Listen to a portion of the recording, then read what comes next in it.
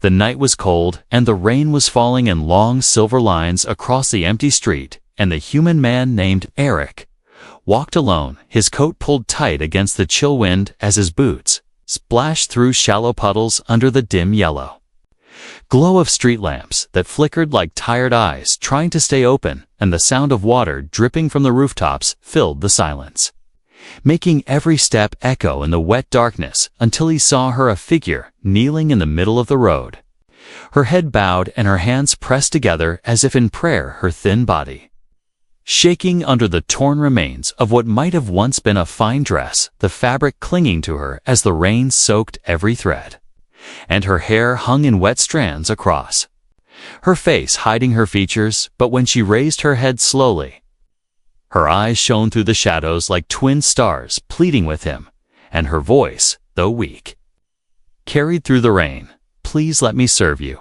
I can work, I can clean, I will not complain. Just let me stay near you." Eric stopped, unsure if he had heard her right, because most strangers in this part of the city asked for food or shelter or money, but never to be someone's servant, and certainly not like this. Her voice sounded both desperate and strangely formal, as if it came from a world where such words were still spoken, and he took a cautious step closer, seeing now the pale shimmer of her skin, almost too smooth to be human, and the faint blue light pulsing from a strange mark on her wrist, like a living tattoo.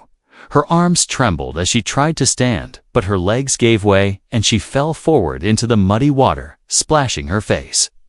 Yet she did not cry out, only looked at him with that same pleading stare. He thought about walking past. After all, it was none of his business, and helping her might bring trouble, but something in her eyes held him there, the kind of look that spoke of long suffering and a quiet hope that maybe, just maybe, someone would care enough to stop, and he found himself stepping forward, offering his hand. She hesitated, then reached for it, her fingers cold and thin as ice, and he pulled her up, feeling how light she was, as if she had not eaten in days, and her breathing was shallow, almost ragged, and she leaned on him just enough to keep standing. "What are you doing out here?" he asked, though he knew she might not answer, and she shook her head as if words were too heavy to carry. Instead, she whispered again, "Please let me stay.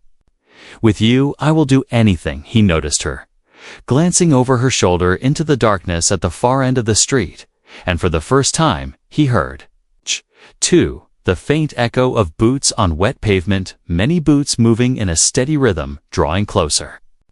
With each second, her grip on his arm tightened, and her voice trembled.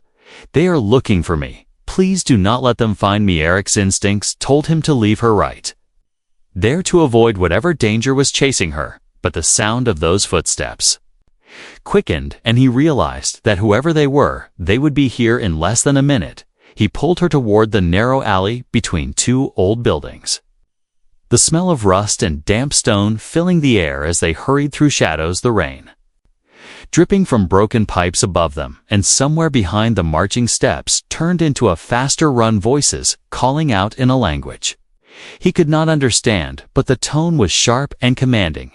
They reached the back of the alley, where a rusted door hung slightly open, and Eric pushed it wide enough to slip inside. The space beyond was dark and smelled of dust and oil, and he shut the door quietly, pressing his ear against the wood as the footsteps passed the alley without stopping. The voices faded slowly into the distance, but he knew they would search again soon. She was leaning against the wall, catching her breath, her wet hair clinging to her cheeks, her chest rising and falling quickly. "Thank you," she whispered, but her eyes still held fear. And Eric asked again, "Who are you, and why are they after you this time?" She spoke only a little.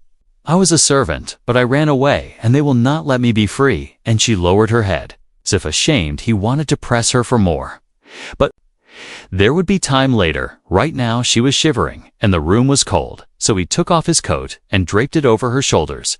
She held it tightly, as if it was the first warmth she had felt in years, through the small, cracked window above them. Eric saw the glow of strange lights sweeping across the street. Outside, not the lights of human police, but something sharper and more alien in color, and he realized This was no ordinary trouble, and no ordinary girl. He turned back to her, and saw the faint mark on her wrist, glowing brighter now, casting a soft blue light on the wall behind her, like a warning or a signal, and he had the uneasy feeling that whoever was after her could track that glow anywhere in the city he would have to decide soon whether to help her escape or let her go before her problems became his own. But when she looked at him again with those pleading eyes, he knew his choice was already made. The girl woke to the smell of warm food drifting through the air, and for a moment she thought it was a dream because her body lay on something soft instead of the cold ground, and the sound of the rain outside had faded to a faint whisper, and when she opened her eyes, she found herself in a small human apartment, dimly lit by a single lamp on a wooden table, and the man from the street was there sitting on a chair by the window, watching her quietly, his eyes sharp but not unkind, and she sat up, quickly pulling the blanket around herself as if to shield from unseen danger. She glanced at the table where steam rose from a simple bowl, and her stomach twisted with hunger, yet she hesitated as if unsure if she was allowed to eat, and the man noticed her hesitation and spoke softly. "It is for you, eat. While it is still warm." She moved toward the table, her bare feet touching the wooden floor, and she reached for the spoon, but before taking a bite, she looked around the room, her gaze pausing on the door and the window, as though measuring the distance to escape if she needed to, and then she took the first mouthful, and her eyes closed for a moment as if the warmth inside her was something she had forgotten could exist. As she ate, she noticed the man's gaze drop to her wrist, and her heart skipped. When she saw the faint blue mark still glowing, though weaker than before, she quickly pulled the sleeve of the coat he had given her down to hide it, but his voice came steady and curious. "What is that mark?" She shook her head and whispered, "Nothing important. It is just an old servant seal, nothing more." But he knew she was lying, because there was nothing ordinary about a mark that pulsed with light like a living thing before he could ask again. A faint humming sound filled the air, and through the window they both saw a sleek metallic craft gliding slowly above the street, its underside glowing with the same cold blue light as her wrist. She froze in her chair, her spoon falling into the bowl, and she moved quickly to his side, clutching his sleeve. "Please do not let them find me. I cannot go back, not now, not ever." He looked at her and saw that her hands were shaking. The hum grew louder, and a beam of light swept across the building they're building, and she pulled him away from the window, pressing her back to the wall, her breathing fast and shallow. Then came a sharp knock on the door, heavy and deliberate. The kind of knock that did not ask permission, but demanded it. He looked toward the door, and then back at her, his mind racing, and she whispered again, "Please do not open it." But the knock came again, louder this time, followed by a voice deep and cold. "Open, in the name of the house of Kellerack." Stepped toward the door, slowly, his hand brushing the handle, but he stopped and asked her quietly, "Who are they to you?" And her answer came in a rush. "They are the ones who bought me from my home. They are the ones who put this seal on me and called me theirs, and if they take me now, I will never be free." His jaw tightened, and he took a step back from the door. Instead of opening it, he moved to the corner of the room, pulled up an old rug, and lifted a loose floor panel, revealing a narrow dark space, just enough for her to hide. She looked at him for only a moment before crawling inside, and he covered it again with the rug. The knocking stopped, and silence filled the room for a moment. Then the door opened with a hiss of strange technology that forced a lock, and two tall armored figures stepped inside. Their faces hidden behind silver helmets, their armor marked with the same emblem that glowed on her wrist. One of them spoke in the same deep voice, "We are searching for a fugitive female. She is dangerous and belongs to our house. Have you seen anyone unusual?" He stood still and calm, meeting the reflective gaze of the helmet, and said, "No one has come here tonight." Soldiers scanned the room with devices that buzzed faintly, but the hidden space beneath the floor was shielded by layers of old metal and wood. They did not detect her. One soldier leaned closer to Arik, said, "If you are found protecting her, the punishment will be shared." Then they turned and left, their heavy boots echoing down the hall. the sound fading until only the rain outside. Ramandarique waited a full minute before lifting the floor panel, and she crawled out, her face pale, but her eyes bright with relief. She whispered, "Thank you," and he could see she meant it, but he also knew this was only the beginning, because if they had come once, they would come again, and next time they might not leave so easily. She sat down on the floor at her knees, drawn to her chest, and for the first time she looked directly at him and said, "If you want me to leave, I will go now before they bring trouble to you, but if you let me stay, I will clean, I will cook, I will be anything you need."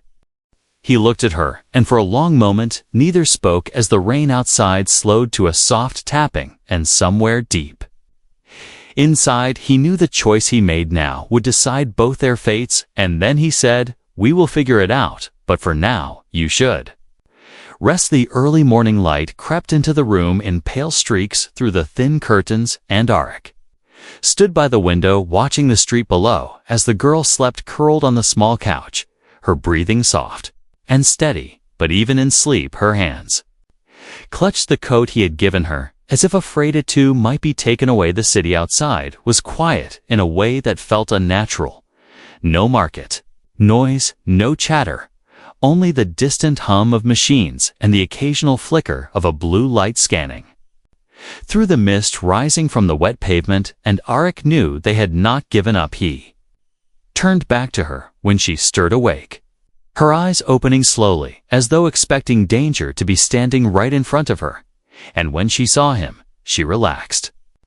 Only slightly sitting up and pulling her knees close, she asked in a soft voice if they will come back, and he answered without hesitation, "Yes. They will come back, they always do." She lowered her gaze, and the faint blue mark on her wrist glowed again. As if reacting to the thought of pursuit, he noticed it pulsing in rhythm with her heartbeat. And that made his chest tighten, because it meant they could find her at any time before either could speak more. The quiet was broken by the low rumble of an engine unlike any human vehicle, and then came the sound of heavy boots striking the pavement in unison, a dozen or more echoing up the street toward the building.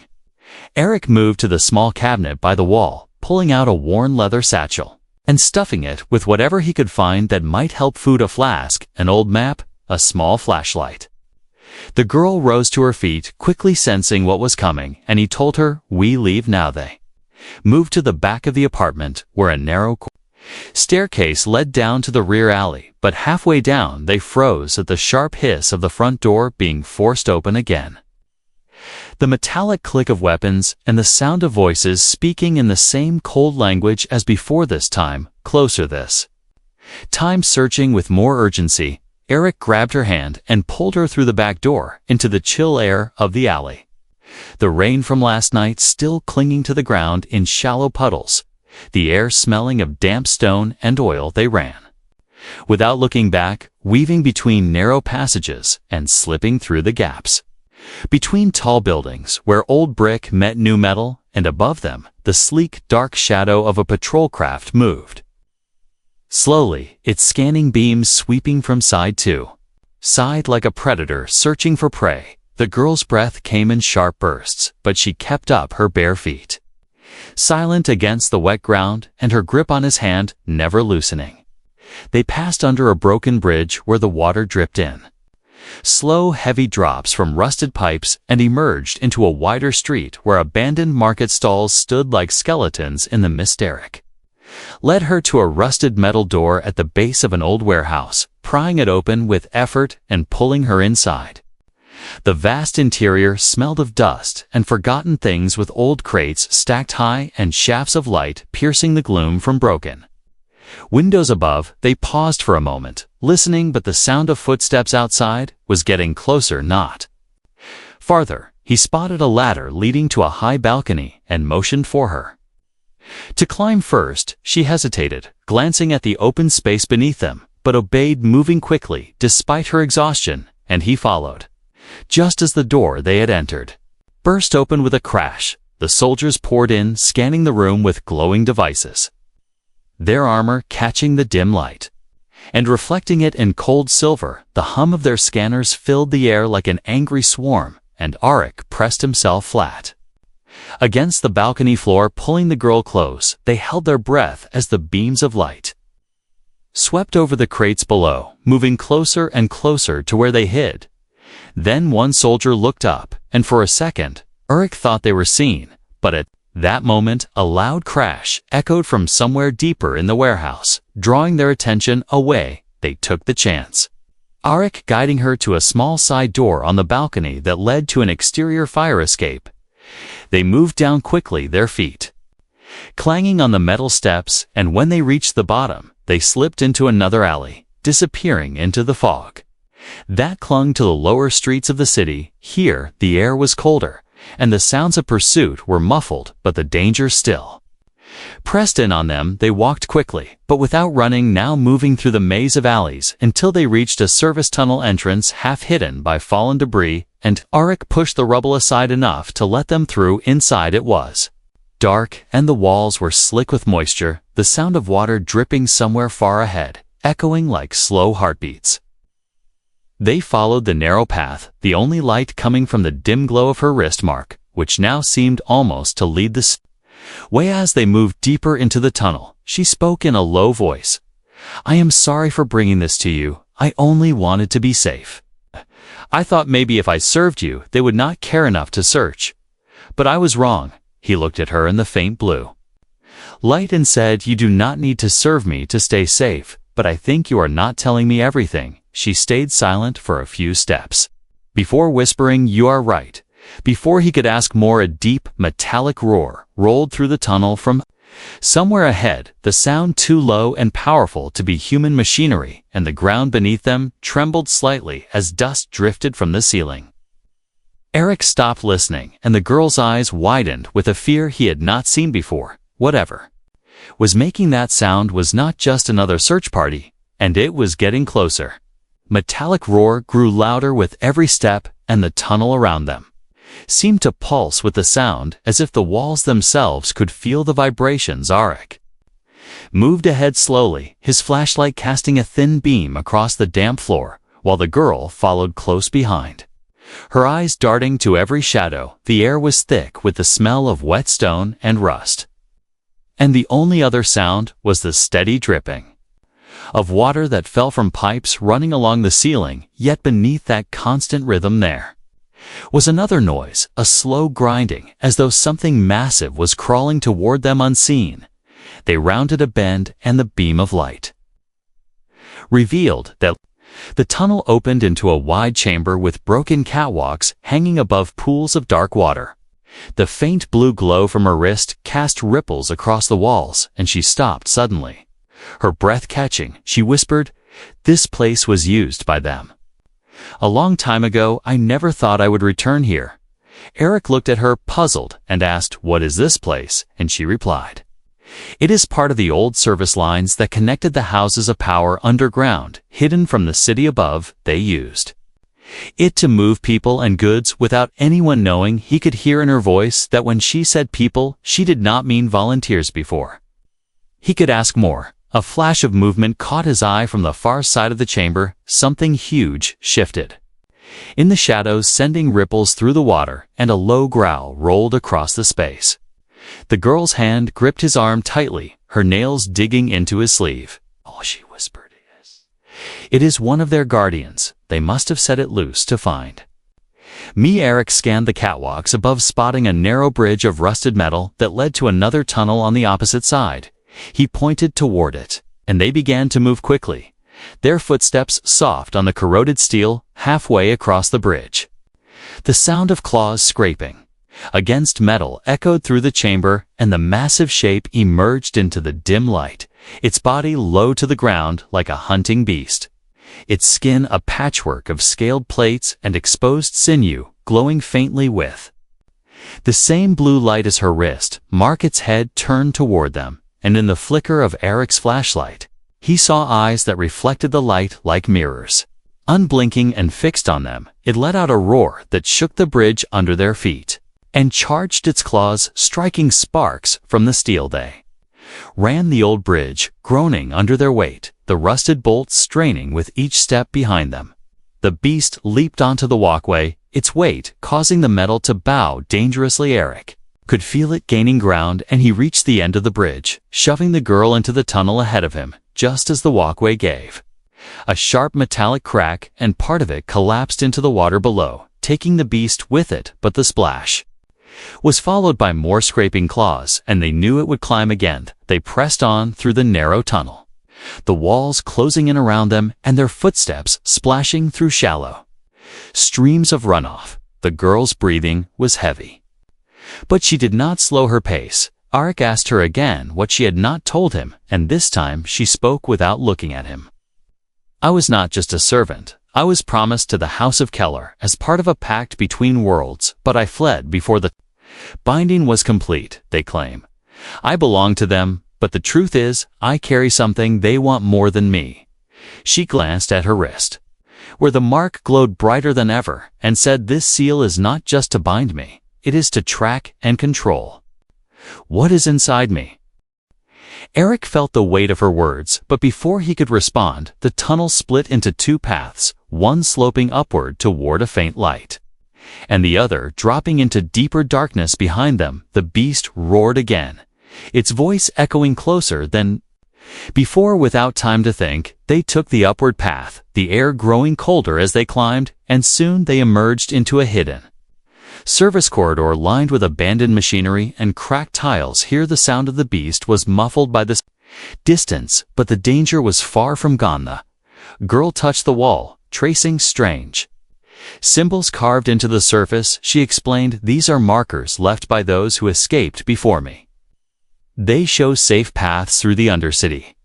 Eric studied them, quickly committing their shapes to memory as they followed the signs deeper into the maze of corridors. At one point, they passed through a chamber filled with broken glass and old banners, hanging in tatters, the insignia of the House of Keller. Barely visible through years of dust and decay, she looked at them with a mixture of fear and defiance. They stopped briefly to rest in a narrow alcove hidden from the main path. Eric took a small piece of bread from his satchel and handed it to her. She accepted it with a faint smile, though her eyes never stopped scanning the shadows. She said, "Once we reach the old ventilation shafts, we can lose them, but if we take too long, they will send more than just one guardian." Eric nodded, but his thoughts were heavy with questions about what exactly she carried inside her, and why it was worth such relentless pursuit there. Rest was cut short by the distant echo of boots striking metal, a sound different from the beast, but just as dangerous. The soldiers had found a way into this part of the Undercity. Eric rose, pulling her to her feet, and they moved quickly once more, following the markers, until the tunnel opened to a vast shaft where a rusted ladder stretched upward into darkness. The air here was cooler and smelled faintly of fresh rain from somewhere far above. She looked up and said, "This will take us to the edge of the city, but the climb is long, and if they catch us on it, we will not escape." Rube looked back toward the tunnel they had come from, the sound of pursuit growing louder, and he knew there was no other choice. He gestured for her to start climbing and followed close behind, the metal rungs creaking under their weight, each step taking them higher toward a faint circle of light above that promised freedom, or perhaps another kind of danger. Climb up the ladder felt endless, the cold metal biting into their hands as they rose through the narrow shaft, the sound of boots in the tunnel below fading for a moment, but replaced by another noise, a deep scraping that came from within the shaft itself. Eric looked down, and his breath caught. The beast was climbing after them, its claws sinking into the metal walls as it hauled its massive body upward.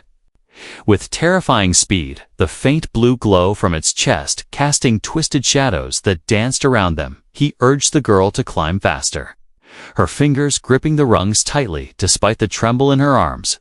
Above them, the faint circle of light grew larger, but still felt too far away. Eric could feel the vibrations through the ladder each time the beast moved closer, its roar echoing up the shaft like a storm trapped in metal walls. The girl's breathing was quick and shallow, and he could see her strength beginning to fade, so he moved up beneath her, pressing her forward. With one hand, while keeping the other ready on the hilt of the short blade, he kept at his side. They had only a few meters left when the beast lunged upward, covering several rungs at once, its head snapping dangerously close to his boots without thinking. Eric kicked hard at its face, the impact making a sharp crack as the beast lost its grip momentarily, but it roared and latched on again, its claws tearing in two. The metal groaned under the strain above them. The shaft opened into a dimly lit chamber with broken machinery and vents spilling pale daylight into the room. Eric pushed the girl up through the opening and followed just as the beast lunged again, forcing him to roll aside as it slammed its massive body into the floor, its claws gouging deep marks into the stone. The chamber was larger than he expected, with multiple exits leading to shadowy corridors, but before they could choose, a path of voice echoed from one of the doorways, calm and cold. "You cannot run forever, little sister." The girl froze at the sound, turning slowly to see a tall figure step into the light, his armor polished and marked with the sigil of the House of Keller, his face partially visible beneath the smooth curve of a silver helm, his eyes a cold mirror of hers.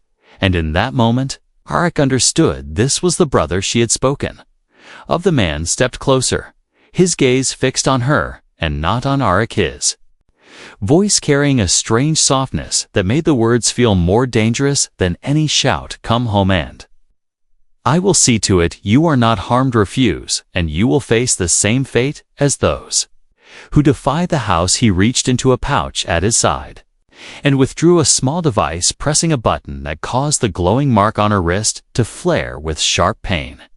She cried out, falling to her knees, clutching her arm, and Eric moved toward her, but the brother raised a hand and the beast growled low, as if ready to strike. The brother's eyes flicked to Eric, and he spoke again. "I will give you a choice, human. You can walk away now, and I will reward you with more wealth than you can spend in a lifetime, or you can refuse and share her punishment." The words hung heavy in the cold air, and for a moment Eric stood still, his mind racing. The girl looked up at him, her eyes wide, not with fear for herself, but with the silent plea that he would not betray her. His grip tightened on his blade, but he did not move toward it. Instead, he said quietly, "She is not going anywhere with youth." Brother's expression hardened, and he gestured sharply. The beast lunged forward, its claws raking the floor, as Eric pulled the girl to her feet and ran toward one of the side corridors. The beast roared and gave chase, its massive body shaking the walls with each step. The brother's voice followed them down the hall, cold and certain. "You cannot hide from me. She belongs to us." They sprinted through the corridor, turning sharply at every junction, trying to put as much distance as possible between themselves and their pursuers. But the sound of the beast never faded, only shifted as it found different paths through the maze of passages. The girl stumbled once, but Eric caught her, pulling her along until they burst into a smaller room filled with pipes and vents. Here, the air was warmer and filled with the hiss of steam rising from cracked joints. She leaned against the wall, catching her breath, her voice low. "I told you before, they will never stop, and now you see it with your own eyes." He nodded, his jaw tight, then asked if there was any way to remove the seal. She hesitated, then said, "There is, but it is dangerous, and it will draw them to us faster than anything else." He asked her to explain, and she said, "The seal is bound to my life force. Removing it will either free me or kill me, and the one who can do it lives far beyond the borders of this city." Before they could say more, the sound of the beast's claws came again, this time closer than ever. Eric scanned the room and spotted a maintenance hatch near the floor, barely large enough for them to crawl through. He pulled it open and motioned for her to go first. She hesitated, but obeyed, vanishing into the narrow darkness. He followed, sealing the hatch behind them. The passage was cramped, forcing them to move on hands and knees, but it angled downward, away from the sound of pursuit. They crawled for what felt like hours, until the air grew cooler and the sound of rushing water reached their ears. The tunnel ended in a grated opening, overlooking an underground river lit faintly by cracks in the stone. Above, she turned to him, her eyes filled with both exhaustion and determination. If we follow this river, it will take us far from the city. But if my brother finds us, there will be no turning back. Eric looked out at the dark water, knowing that whatever choice they made now would decide the rest of their journey. The underground river moved with a slow but steady current, its dark surface reflecting the faint shafts of light that filtered through cracks in the rock above. Eric looked at the girl and saw the tension in her face as she studied the water, her eyes flicking between the shadows along the cavern walls, as if expecting danger to emerge at any moment. She said softly, "Once we follow this, we will be beyond the city's reach. But it will not end there. My brother will not stop until he either has me back or sees me dead." Eric searched the rocky ledge they stood on and spotted an old wooden raft, half submerged, near the bank tied loosely to a rusted metal ring. They pulled it free and pushed it into the water.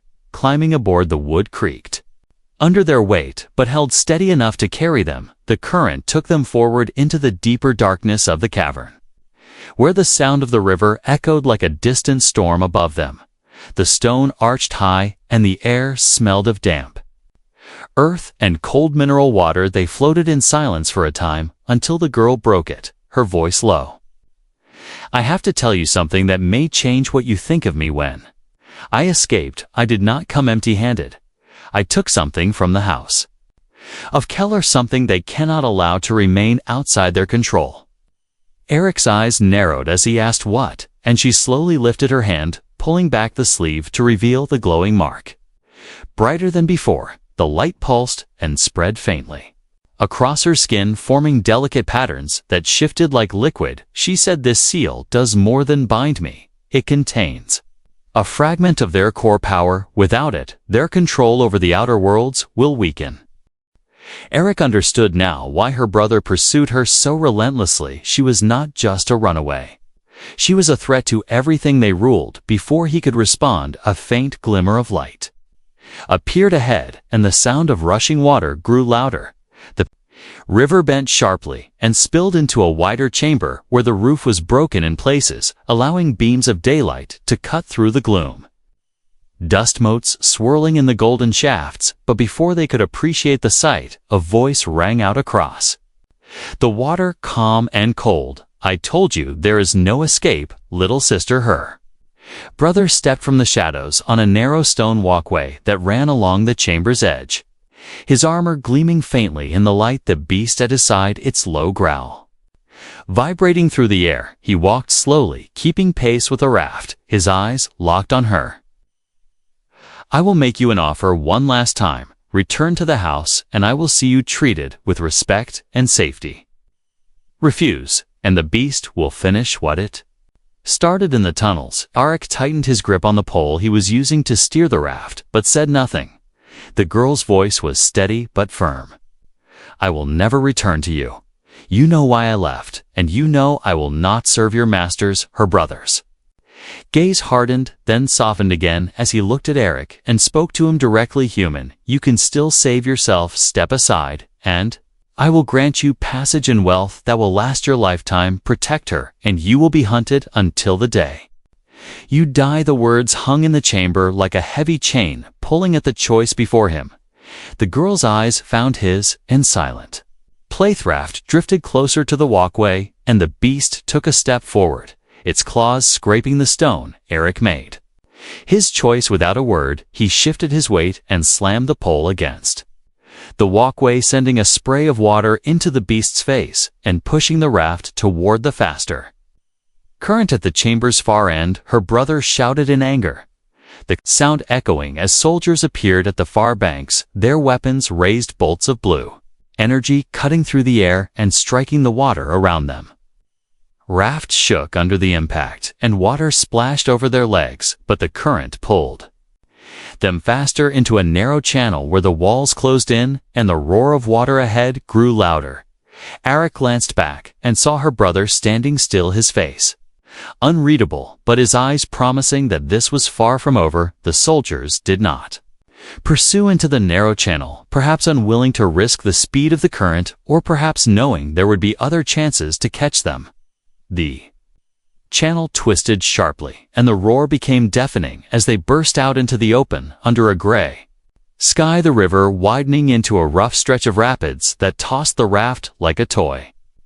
Eric fought to keep them steady while the girl held onto the side, her hair whipping in the wind and her eyes scanning the distant shoreline ahead, where the dark line of a forest stretched as far as they could see. The air was cooler here, carrying the scent of wet leaves and earth. They reached calmer water near the forest's edge and guided the raft to a shallow bank, pulling it onto the grass.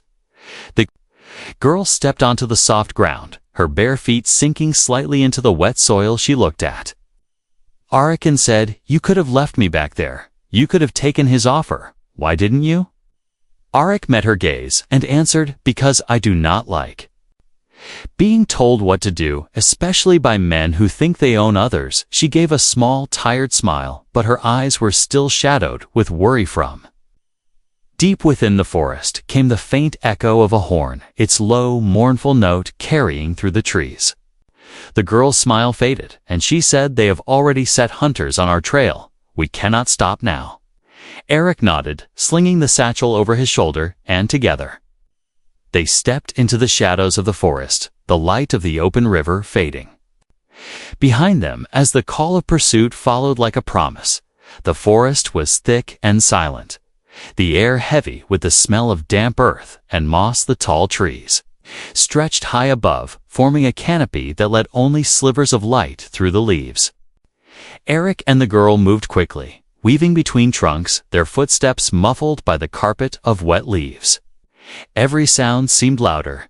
Hear the snap of a twig, the distant call of a bird, the faint rustle of branches in the wind, each one a reminder that they were not alone. The girl walked just ahead, her eyes scanning the shadows, her bare feet making almost no sound. Eric kept his hand near the hilt of his blade, his ears tuned for any sign of pursuit. Behind them, the horns sounded again. This time closer, the deep note vibrating through the ground as if the very forest carried the warning. She looked back at him, her voice low. "They are tracking us faster than I expected. They must have loosed the hunters by now." He asked, "What kind of hunters?" And her silence told him enough to know they were nothing good. They reached a small clearing where a stream cut through the forest, its water cold and clear, running over smooth stones. They paused to drink. Quickly kneeling at the bank, the girl's hands trembled slightly from exhaustion, but her eyes never lost their sharpness. She said, "There is a safe place ahead, an old outpost built by those who once resisted the House of Keller. If it still stands, we can rest there and plan our next move." Eric nodded, and they set off again, following the stream, deeper into the woods.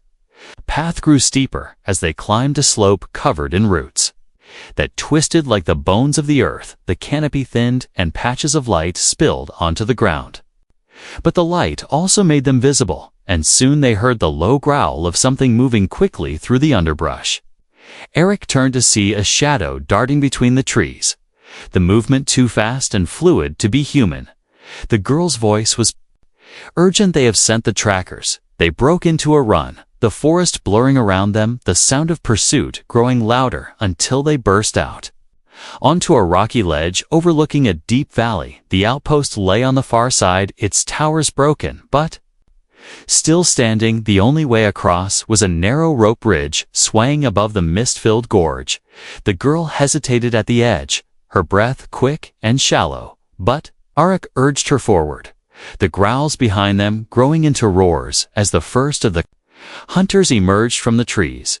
The creatures were lean and tall, their skin a dark mottled shade that blended with the forest. Their eyes glowed faintly like embers in the gloom. Each carried a curved blade and moved with the precision of trained killers. Arik drew his weapon and backed toward the bridge, motioning for the girl to cross first. She stepped onto the ropes, moving quickly despite the sway.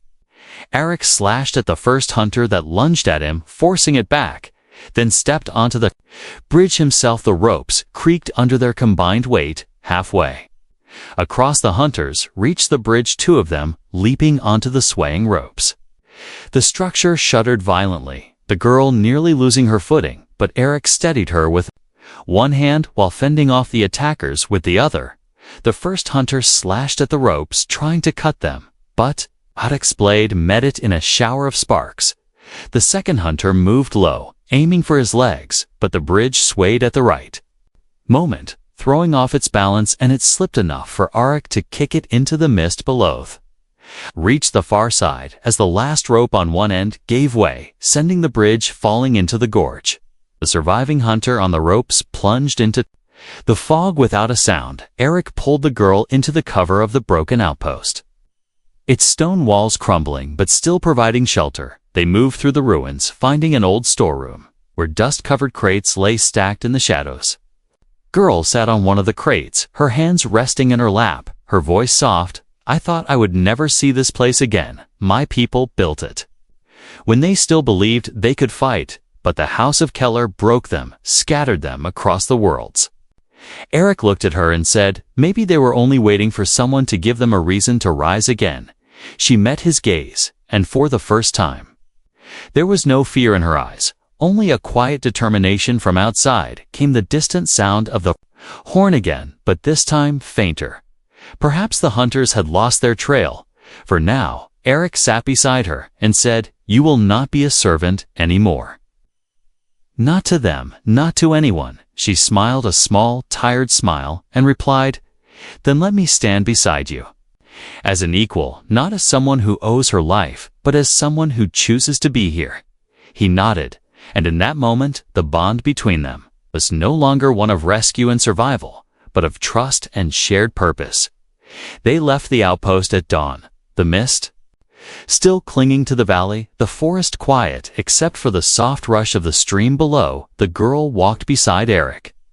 Her steps steadied the blue glow of the mark on her wrist, fading with each mile as if the distance from the city was slowly breaking its hold. She knew the fight was far from over. Her brother would not give up, the House of Keller would not forgive, but she no longer felt alone. And Eric knew that whatever came next, they would face it together. As they disappeared into the trees, the sunlight broke through the canopy, casting long beams across their path. The forest ahead seemed endless, but it was theirs to choose, and for the first time since she had fled, she felt the weight of her fear begin to lift, replaced by something far stronger, a hope that even in a universe ruled by those who claimed to own everything, there were still places where freedom could grow, and there were still people willing to fight for it.